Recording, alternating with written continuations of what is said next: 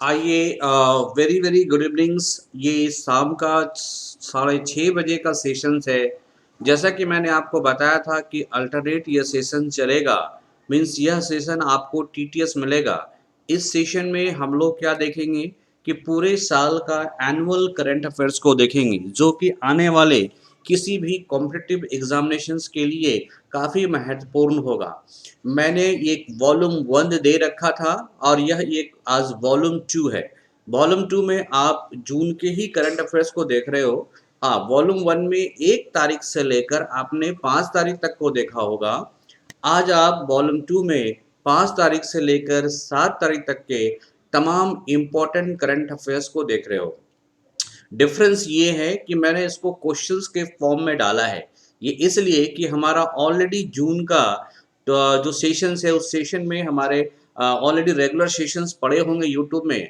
तो आप यूट्यूब में जाके सेशंस को देख सकते हो। ओके, आप देख सकते हो। ये सेशन आपको जून 2020 से लेकर जुलाई 2021 तक का ये सेशन है।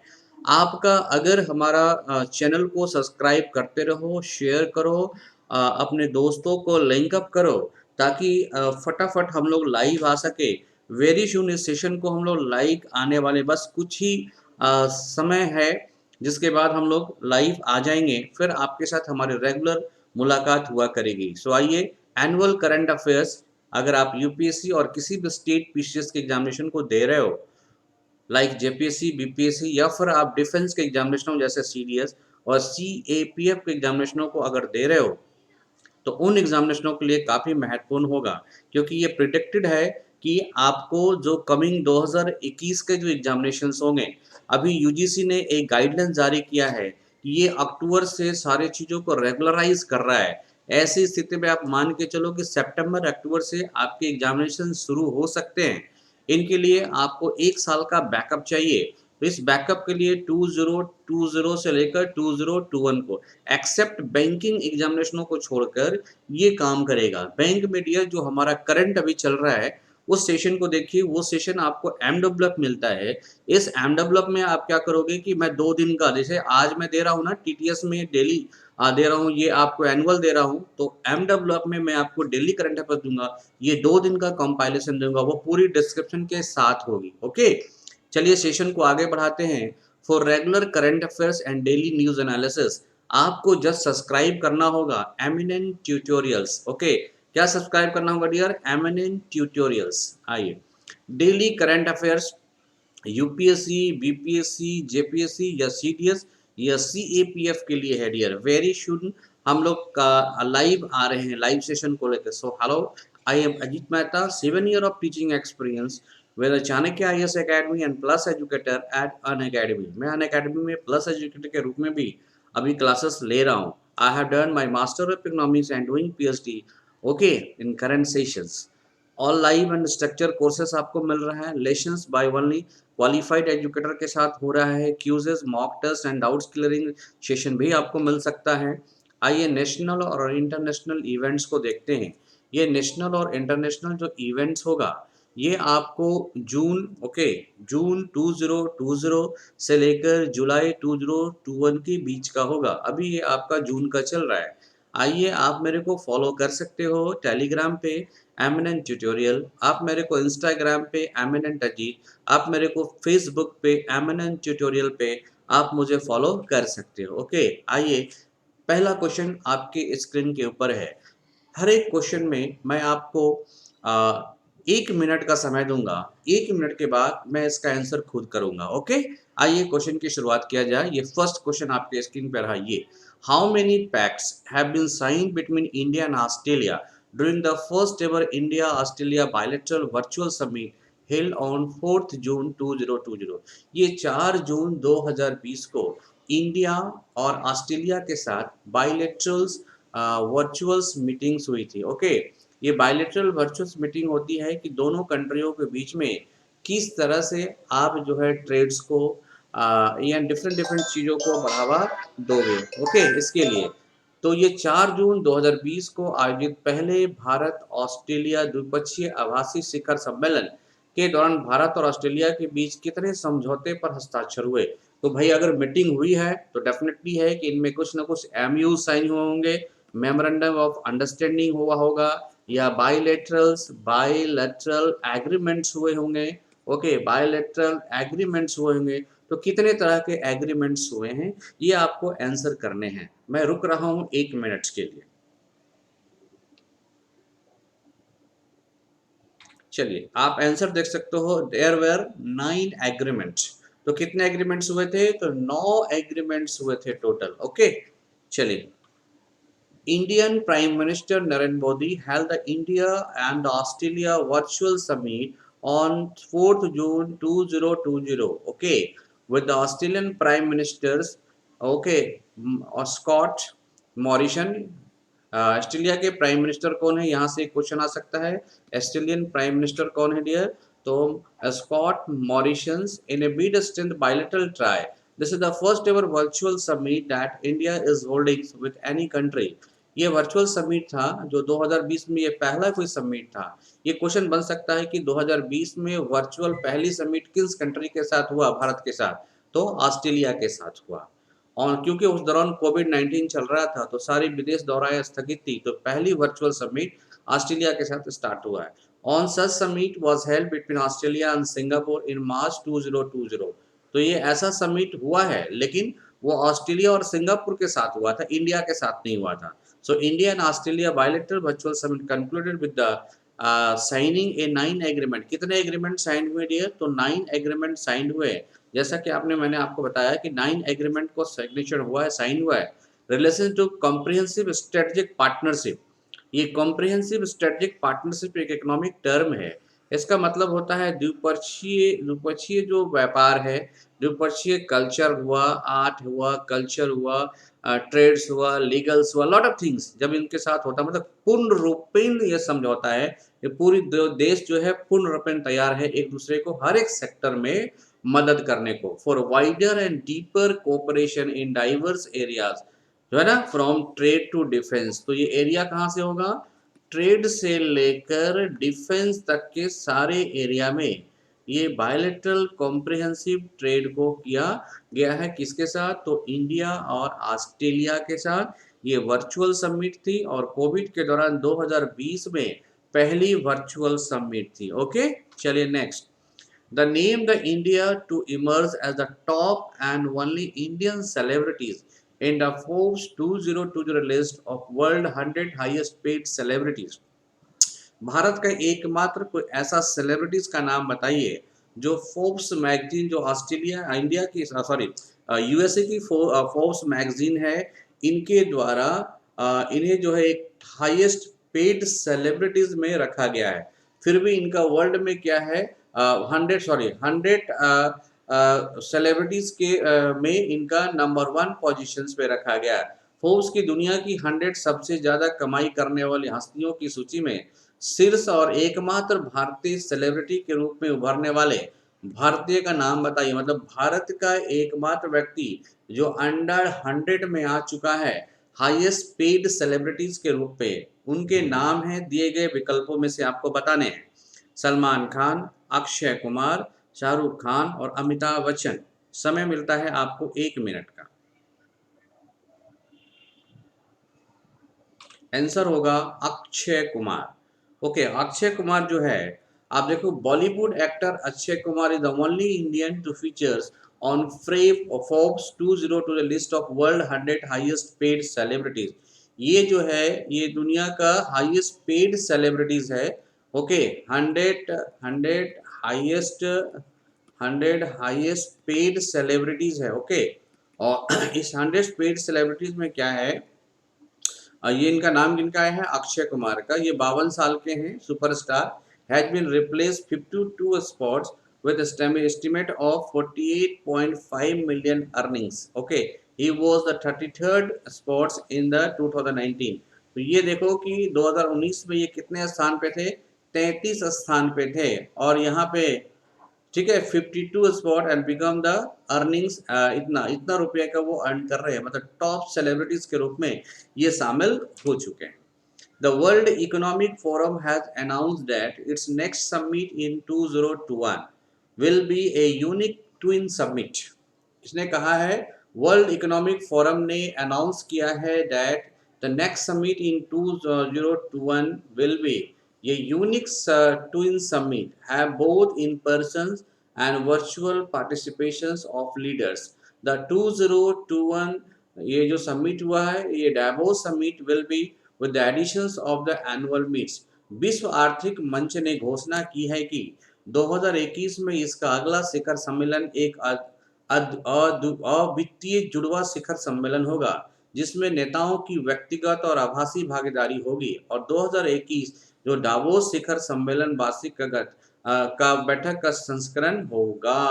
मतलब ये कोविड के दौरान जो है इसको एक स्पेसिफिक अरेंजमेंट किया गया था वर्ल्ड इकोनॉमिक फोरम समिट्स को लेके।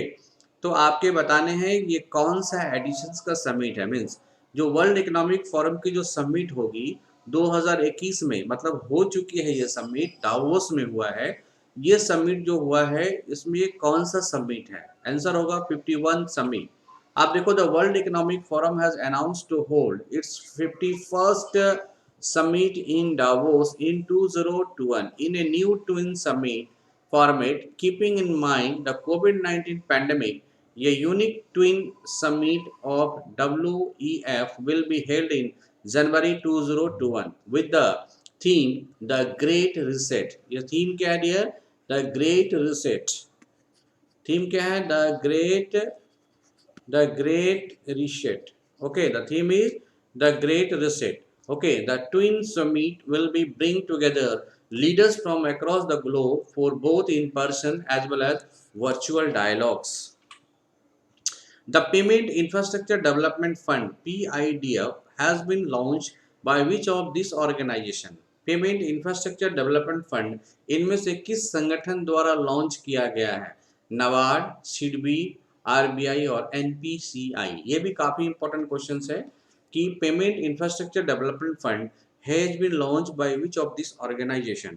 आंसर होगा that is the Reserve Bank of India has announced the creations of a payment infrastructure development fund. Okay, payment infrastructure development fund, correct, to promote the uses of point of sale infrastructure.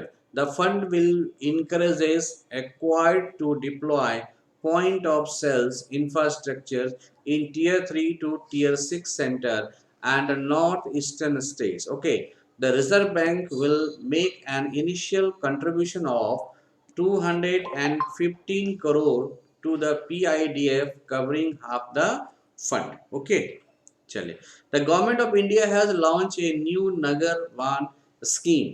Government of India ने new नगर बान scheme को launch किया है under which 200 urban forest will be develop across the country in the next years. आपको बताना है कितने दिनों में नगर वन स्कीम इसने लॉन्च किया है गवर्नमेंट ऑफ इंडिया ने।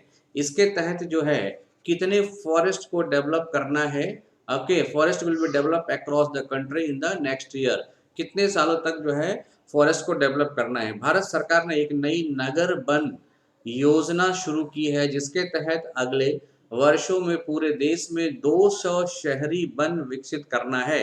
2000 जो शहर होगा वो शहर में पूरा का पूरा फॉरेस्ट लगाना है। ये है अगले 5 सालों के अंदर, अगले 5 years के अंदर। On the occasion of the World Environment Day on 5th June 2020, the government has announced the implementation of Nagar Ban या Urban Forest Scheme to develop 200 urban forests across the country in next 5 years. The scheme will focus on people participation and collaborations between forest department, municipal bodies, NGOs, corporates and local citizens to help revive the age old traditions of village forest in city। कि भाई as old tradition है ये गांव में ही village होगा, इसको change करके नगर में भी विलेज होगा, इसको डेवलप करने की कुल मिला के आप देखोगे कि इन्वायरमेंट पे फॉरेस्टेशन की बात हो रही है। Which country will host the 2022 AFC women's Asian football cup? Okay, Malaysia, India, Japan and Indonesia. कौन सा देश 2022 का AFC महिला एशियाई फुटबॉल कप की मेजबानी करेगा? आपका समय शुरू हो गया।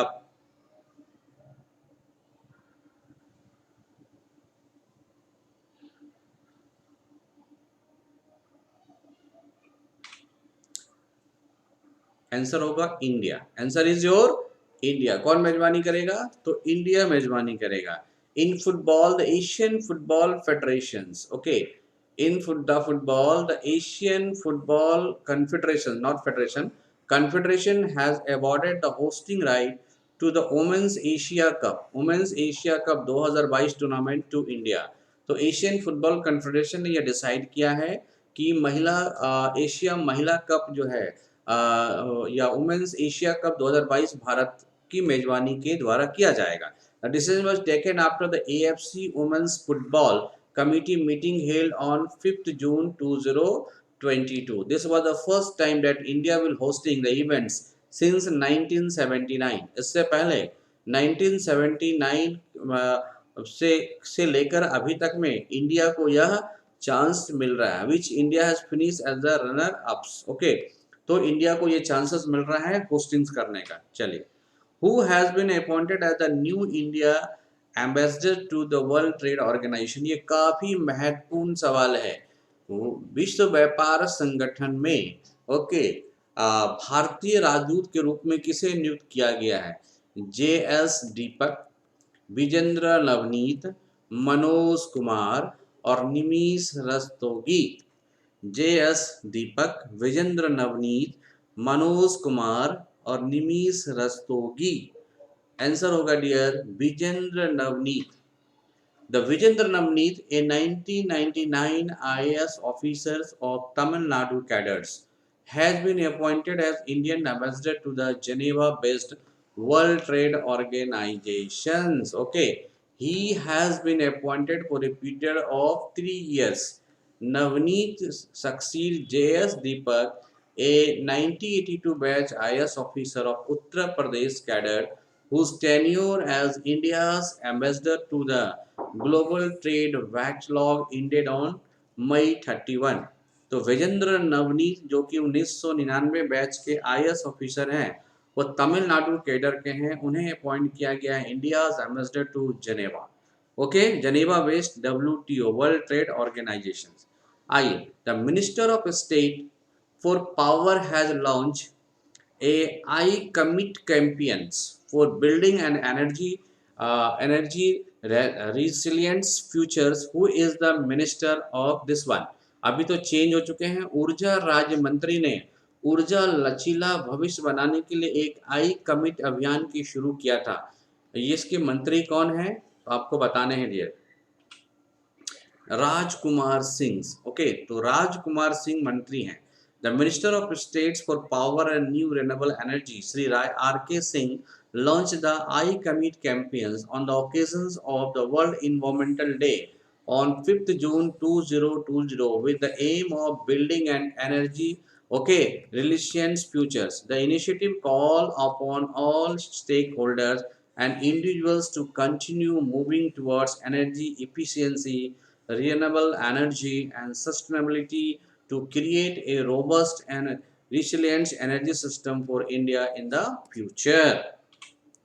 The mobile app Mera Watan has been launched by which state to provide salary related information to government employee? एक मोबाइल ऐप्स को लॉन्च किया गया, इसका नाम है मेरा वतन। वो सैलरीड एम्प्लॉयड को इंफॉर्मेशन देगा। सरकारी कर्मचारियों को वेतन संबंधी जानकारी प्रदान करने के लिए किस राज्य द्वारा मेरा वेतन, नॉट मेरा वतन, सॉरी, मेरा वेतन, एक्सट्रीमली सॉरी, मेरा वेतन ऐप्स को लॉन्च किया गया है? तो ये होगा जम्मू एंड कश्मीर। ओके, तो Jammu and Kashmir lieutenant governor Girish Chandra Murmu launch a salary tracker mobile app that is मेरा वेतन for providing the salary related information to government employee. Okay, ये काफी इंपॉर्टेंट है। The Energy Efficient Service Limited, EESL, Energy Efficient Service Limited, has partnered with which of these organizations to launch healthy and energy efficient buildings initiative to make workplace healthier and greener? UNDP, UNIDO, UNESCO, USAID. The Energy Efficiency Services Limited ने कार्यस्थलों को स्वस्थ और हरित बनाने के लिए स्वास्थ्य और ऊर्जा कुशल भवन पहल शुरू करने के लिए इनमें से किस संगठन के साथ भागीदारी किया है? The energy efficient service limited has partnered with the which of this organisation to launch the healthy and efficient energy buildings. Okay, answer होगा USAID. The Energy Efficient Service Limited is joint venture of PSUs under the Ministry of Power. ये under the Ministry of Power काम करता है. Has partnered with the US agencies for international development. Okay, a maritime program to launch the healthy and energy efficient building initiative that will pioneer way to make workplace healthier and greener. That is USAID. ये America की agencies है. The market integration and transformation programme for energy efficient is a part of US India bilateral partnership between the Ministry of Power and USAID to accelerate the adoptions of the cost effective energy efficient as a standard practice within buildings and specifically focus on coolings. आइए, क्या है कि आप देख रहे हो कि मानसिक तनाव या स्पंद अभियान या स्पंद कैंपेन इसको कह सकते हो. Spand campaign has been launch by which state to check mental stress and depression among the police personnel. देख रहे हो कि जिस तरह से पुलिस वाले कई बार डिप्रेशन में रहते हैं अपने ऑफिसर के द्वारा, अपने जनता के द्वारा. So many depression police department को मिलता है. तो किस राज्य ने उनके मानसिक तनाव और अवसाद की जांच के लिए एक प्रोग्राम चालू किया है, एक कैंपेन चालू किया है जिसका नाम है स्पंदन अभियान. वो बताने हैं स्टेट्स के बारे में. आपका समय शुरू होता है Haryana, Gujarat, Chandigarh and Himachal Pradesh. Your answer is your Chhattisgarh and your Chhattisgarh. तो Chhattisgarh police have launch a special campaign name okay Spand campaign to check the mental stress and depression among their personals. Under the campaign, authorities will be conducting interactive programs and arranging counseling sessions, music and yoga therapies for the police personnel. Who has been conferred with the EY World Entrepreneurs of the Year 2020? EY World Entrepreneur Year 2020 मतलब 2020 के लिए young entrepreneurs का award किसे दिया गया है? नैना लाल किदवई, अरुंधति भट्टाचार्य, किरण मजुमदार साव और चंदा कोचर. तो आंसर होगा Kiran Mazumdar Shaw. The Indian billionaires entrepreneur Kiran Majumdar-Rao has been named as the EY World Entrepreneur of the Year 2020. She has been emerged as a winner from among distinguished list of 46 Entrepreneur of the Year country awarded winner from 41 countries and territories. So Majumdar-Rao is the first woman entrepreneur from India and the third entrepreneur to win the title in this world. Okay 20 साल के history में पहली महिला को ऐसा मिला है. The HRD minister has recently enabled an information booklet titled Safe Online Learning in the Time of COVID-19.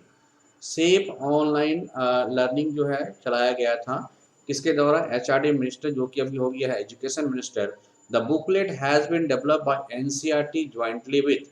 मानव संसाधन विकास मंत्री ने हाल ही में कोविड-19 के समय में सुरक्षित ऑनलाइन शिक्षण शीर्षक से एक सूचना पुस्तिका का अनावरण किया है. पुस्तिका को NCERT द्वारा और किसके साथ मिलकर किया गया है? आपको बताना है यूनेस्को के द्वारा. तो NCERT के साथ साथ किसके साथ? तो यूनेस्को के द्वारा इसे कैंपेन में लाके किया गया है. Okay. On June 5th, 2020, the Union Minister of Human Resource and Development, Shri Ramesh Pokhriyal Nishkank, virtually launched an information booklet titled Safe Online Learning in the Time of COVID-19 to raise awareness among students and teachers on staying safe online. The book has been jointly developed by the National Council of Educational Research and Training and UNESCO New Delhi office. World ocean day is held annually on 5 जून, 6 जून, 8 जून, 7 जून। विश्व महासागर दिवस प्रतिवर्ष आयोजित किया जाता है। Answer होगा 8 June को। World ocean day is mark annually on the 8 June to celebrate the role of oceans in our everyday life and inspiring actions to protect the oceans and sustainably use marine resources। किस तरह से marine resource का use करें और समुद्र का हमारे दैनिक जीवन में क्या उपयोगिता है, इन पर अवेयरनेस देने के लिए प्रत्येक वर्ष 8 जून को वर्ल्ड ओशन डे मनाया जाता है। As per the latest survey data of the National Tiger Conservation Authority, ये काफी इंपॉर्टेंट है, national tiger conservation authority, how many tiger die in India during the period of 2012 to 2019। ये 2019 तक का ही data आया है। इस 2019 तक के डेटा में आपको बताना है कि 2012 से लेकर 2019 तक में कितने टाइगर डेड हुए हैं इंडिया के अंदर। आंसर होगा 750। देखो जिस तरह से हम लोग टाइगर को काउंटिंग्स कर रहे हैं, पहली टाइगर काउंटिंग 1975 से शुरू हुई थी। ओके, ये बातों को याद रखने की जरूरत है। और ये हुआ था आपका बेतला नेशनल पार्क। और ये जो बेतला नेशनल पार्क है ये आपको झारखंड के अंदर है, और झारखंड के अंदर जो है चतरा जिले में ये पड़ता है। ओके, सॉरी, लातेहार जिला में पड़ता है। किसमें पड़ता है? तो लातेहार डिस्ट्रिक्ट में ये पड़ता है। आइए, the national tiger conservation authority has shared the data related to the detail of tiger deaths during the 8-year period between 2012 and 19. According to the official data of NTCA, as many as 750 tiger died in the country in the last 8 years due to poachings and other causes. Of this total tiger mortalities, 369 were due to natural causes and 168 due to poachings, and 70 deaths are under 42 due to unnatural reasons, including accident or conflicts event, and 101 serious. Okay, चलिए, thank you. आप लोगों ने session को काफ़ी enjoy से देखा होगा और हाईली इंफॉर्मेटिव सेशंस हो गए हैं। थोड़ा सा अगर मैं रिकैप करूं तो आप देखोगे द मिनिस्ट्री ऑफ चलो और बचे हुए हैं। The ministry of road and transport highway has launch a national awareness campaign on prevention of human and animal mortality on highway. ये काफ़ी इंपॉर्टेंट है, to reduce the mortality on the road of both the human being and the animals. जिस तरह से सड़कों पर आप देखते होंगे कि ह्यूमंस या फिर एनिमल्स जो एक्सीडेंट्स में मारे जाते हैं, इनको प्रोटेक्ट करने के लिए एक कैंपेन चलाया गया है। यह कैंपेन किसके साथ कोलैबोरेशन करके चलाया है? किसने? तो ministry of road and transport highway authority, सड़क परिवहन और राज्य मंत्रालय के द्वारा। तो बताने हैं UNEP, UNESCO, UNDP और यूनिसेफ। आंसर होगा UNDP। Union Minister of Road and Transport and Highway and SME Sri Nitin Gadkari launch an national awareness campaign prevention of human and animal mortality on highway via video conferencing on occasion of the World Environmental Day। ये 5 जून को ये बातें करी गई थी। It is the awareness campaign with the focus on imparting educations to message a large toward reducing the eliminating mortality on the road of both human and being animal. जिस तरह से जानवर और मानव जो है रोड एक्सीडेंट्स में मारे जाते हैं, इनके रखरखाव के लिए, इनके बचाव के लिए एक अवेयरनेस प्रोग्राम चलाया गया था। और वह अवेयरनेस प्रोग्राम किधर चला गया था? तो भारत के द्वारा चलाया गया था, और साथ में United Nation development programme UNDP और ये रोड एंड ट्रांसपोर्ट मिनिस्टर के द्वारा चलाया गया था। What is the theme of the UN world ocean day 2020? 2020 का राष्ट्रीय महासागर दिवस का विषय क्या है? Innovation for a sustainable oceans, our oceans greening our future, our oceans our future, healthy oceans healthy planet. संयुक्त राष्ट्र विश्व महासागर दिवस 2020 का विषय क्या है? एक सतत महासागर के लिए नवाचार, हमारे महासागर हमारे भविष्य को हरा भरा करना, हमारे महासागर हमारा भविष्य, और स्वस्थ महासागर स्वस्थ ग्रह। ये काफ़ी इंपॉर्टेंट है। सो आंसर होगा innovation for a sustainable ocean, means एक सतत महासागर के लिए नवाचार। ओके, आइए, the theme of human world ocean day is the innovations for sustainable oceans. World oceans day was organised by United Nation 2008 से ये शुरू हो रहा है।